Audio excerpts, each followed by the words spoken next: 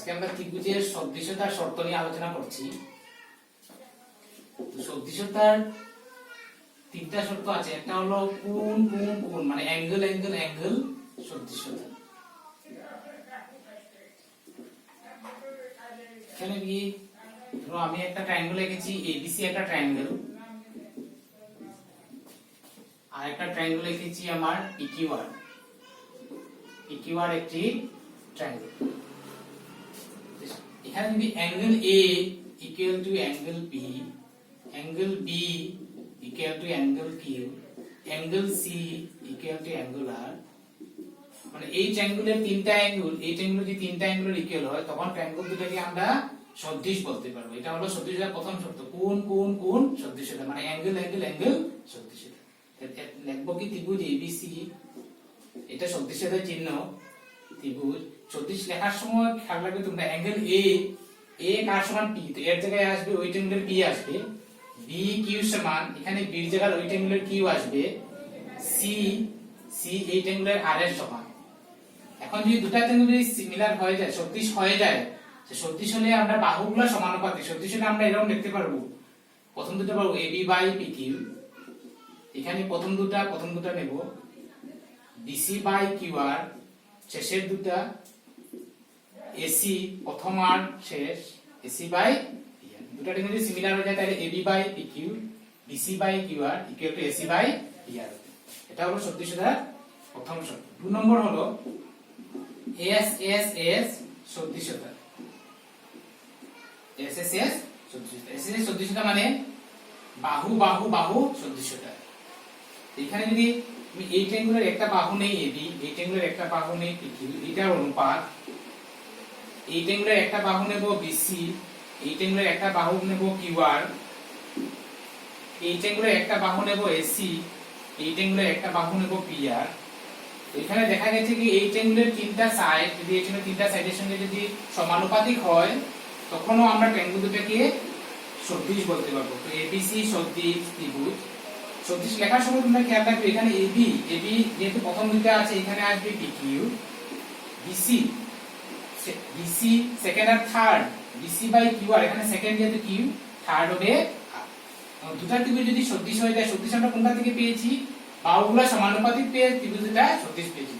ত্রিভুজ যদি সদৃশ হয় তাহলে আমরা লিখতে পারবো কোণগুলো সমান, কোণ এ এ প্রথমটার সমান, দ্বিতীয়টার সমান, আর তৃতীয়টার সমান হবে। একটা আছে 3 নম্বর হলো 3 নম্বর হচ্ছে আমার এস এ এস সদৃশ। এটা হলো কি এস এ এস সদৃশতা।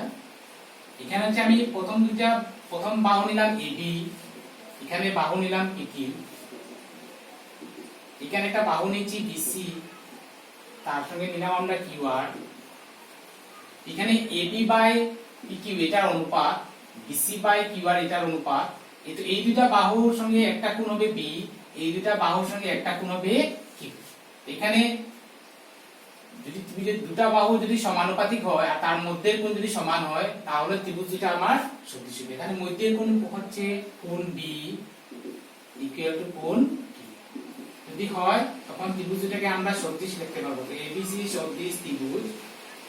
এখানে লেখার সময় খেয়াল রাখতে লাগবে এবি, এবি নিচে পিকিউ আছে, তো এবি যেহেতু প্রথম দুটা AB by PQ, BC by QR BC by QR, BC যেহেতু শেষের দুটো আছে এখানে কিউআর আছে। তো ত্রিভুজ দুটো যদি সদৃশ হয়ে যায় তাহলে আমরা বাহুগুলো সমানুপাতিক লিখবো, কোণগুলো সমান লিখবো। এই তিনটা হচ্ছে ত্রিভুজের সদৃশতার শর্ত। তো এইগুলো দিয়ে আমরা অনুশীলনের অঙ্কগুলো করছি।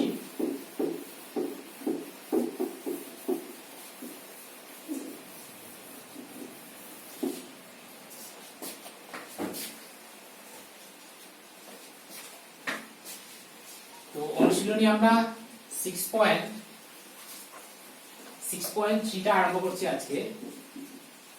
এখানে দেওয়া আছে কি ত্রিভুজ দেওয়া আছে,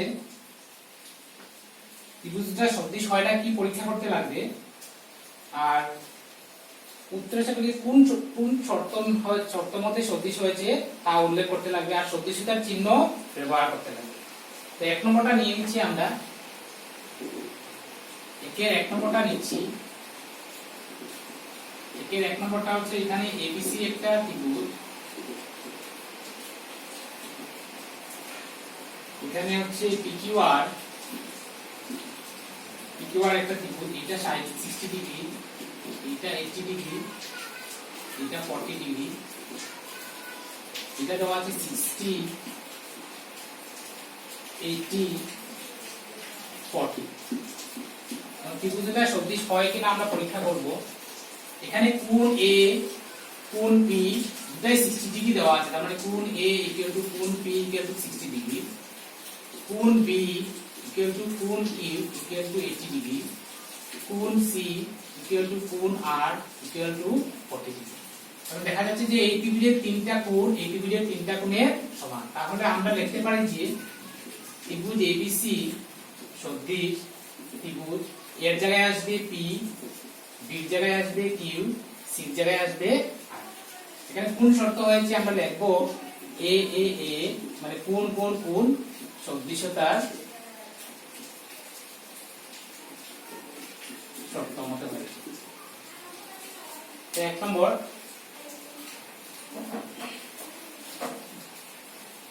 আমরা 2 নম্বরটা করছি।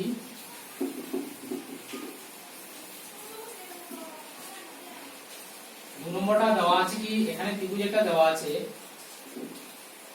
এবিসি, আর একটা ত্রিভুজ দেওয়া আছে পিকিউআর, এটা দেওয়া আছে 2 3 2.5 6 4 5। এখানে যেহেতু বাহুর মাপ দেওয়া আছে আমরা বাহুগুলোর অনুপাতগুলো বের করে নিই। এবি যেহেতু 2 কে 2 দিয়ে পূরণ করলে আমার কত এসে যায় 4, 3 কে 2 দিয়ে পূরণ করলে 6, 2.5 কে 2 দিয়ে পূরণ করলে 5 এসে যায়। এটা দ্বিগুণ হবে 4, তো আমি এবি নিচে কিউআর নিচ্ছি, এটা হবে 2, এবি হচ্ছে 2, কিউআর হচ্ছে 4, সিম্পলি হাফ হবে। এসি বাই পিকিউ নিচ্ছি, এসি হচ্ছে 3, পিকিউ হচ্ছে 6, half. BC by QR, BC হচ্ছে আমার 2.5, কিউআর হচ্ছে 5, দশমিক উঠালে এটা 25/50 হবে, ক্যান্সেলিং করলে আমার আসবে 1/2। এতএব আমরা এখানে এই ত্রিভুজের তিনটা বাহু এই ত্রিভুজের তিনটা বাহুর সঙ্গে সমানুপাতিক, কেন প্রত্যেকটার অনুপাত আমার সমান হচ্ছে। তো দেখো তাহলে ত্রিভুজটা আমার সদৃশ হবে, ত্রিভুজ এবিসি সদৃশ ত্রিভুজ। এখন লেখার সময় খেয়াল করতে লাগবে ত্রিভুজ এবিসি নিচে কিউআর আছে, তো আমি যদি এটা কিউআর লিখি, আর এসি এর নিচে কি আছে পিআর, এসি নিচে আসতে লাগবে পিকিউ, এসি নিচে পিকিউ। এখানে এসি হচ্ছে প্রথম আর লাস্ট, এসি নিচে পিকিউ আসতে লাগবে। এখানে যদি পি দিয়ে দেই, এখানে এবি বাই কিউআর, এবি প্রথম দুটা, কিউআর প্রথম দুটা, ঠিক আছে। এসি হলো প্রথম আর শেষ, এসি বাই পিকিউ, প্রথম আর শেষ মিলে পিকিউ হচ্ছে। তো দুটা দেখে যদি 3 নম্বরটা না দেখলে হয় তাহলে ত্রিভুজটা সদৃশ। তোমরা লেখার সময় খেয়াল রাখবে এইগুলো, এখানে যে অনুপাতগুলো বের হচ্ছে এখান থেকে বের হয়ে আসতে লাগবে, কিন্তু এখানে এবি যদি প্রথম দুটা হয়, এবি বাই কিউআর প্রথম দুটা হতে লাগবে, এখানে যদি না মিলে তাহলে ত্রিভুজটা লেখা ভুল হয়েছে। তো এটা সমান হয়, এটা সদৃশ হলো কোন শর্ত মতে এস এস এস সদৃশতা শর্তানুসারে। তো বাকিগুলো তোমরা এভাবে চেষ্টা করবে, আর যদি না পারো তাহলে আমি আবার করিয়ে দেব তোমাকে।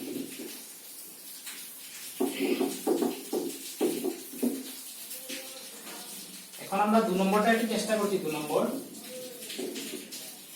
নম্বরটা দেওয়া আছে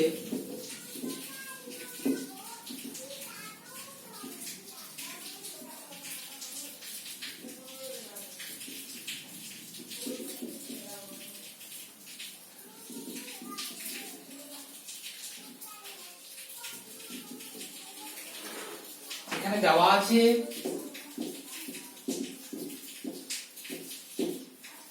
আছে ট্রায়াঙ্গেল ওডিসি সিমিলার ট্রায়াঙ্গেল ওবিএ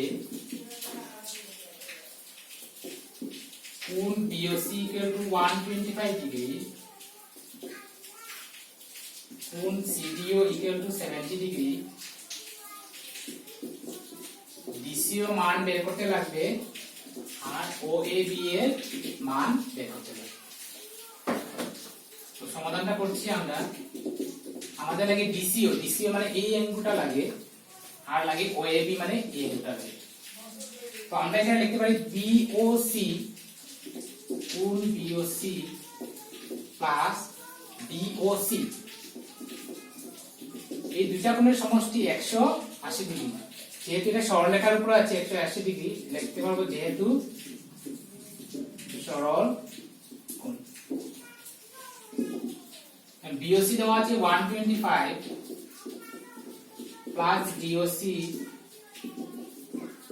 তো ডিওসি ইকুয়াল টু 180, 125 এদিকে গেলে মাইনাস হয়ে যাবে 55 ডিগ্রি, তো ডিওসি হবে 55। এখন দেখো ত্রিভুজ ডিওসি এর, আমরা জানি ত্রিভুজের তিন কোণের সমষ্টি 180 ডিগ্রি, তো কি হবে ডিওসি কোণ ডিওসি প্লাস কোণ ওডিসি প্লাস কোণ ডিসিও ইকুয়াল টু 100 ডিগ্রি। এখন ডিওসি হচ্ছে 55, ওডিসি হচ্ছে আমাদের 70 plus DCO equal to 100, 5 125 DCO equal to 180, DCO equal to 180 minus 125, বের হবে আমাদের 55 ডিগ্রি। তো ডিসিও আমাদের বের হয়ে গেছে 55 ডিগ্রি, ডিসিও পেয়ে গেছি। এখন লাগে আমাদের কোণ ওএবি, কোণ ওএবি এই শর্তটা আমরা এখনো ব্যবহার করি নাই।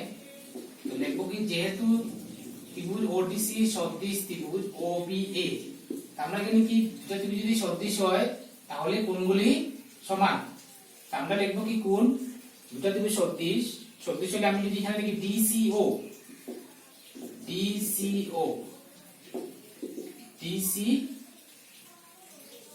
ডিসিও, এখানে ডি মিডিলেটা নিয়েছি, থার্ড নিয়েছি, তারপর প্রথম, এখানেও সেম নিতে লাগবে।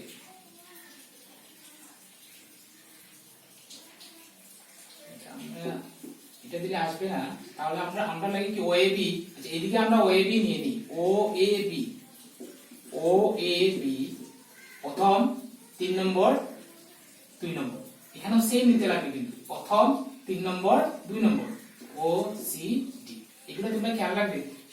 সদৃশে যেভাবে আছে এইদিকে যেভাবে নিয়ে এদিকে সেম একইভাবে নিতে লাগবে, কোণ নেওয়া হোক বা বাহু নেওয়া হোক same, O A B O C D. এখন দেখো ওসিডি আমাদের কি দেওয়া আছে, ওসিডি আমরা পেয়েছিলাম, ওসিডি আর ডিসিও একই কথা, ডিসিও আমরা পেয়েছি কত 55 ইকুয়াল টু কোণ ওএ, কোণ ওএ, এটা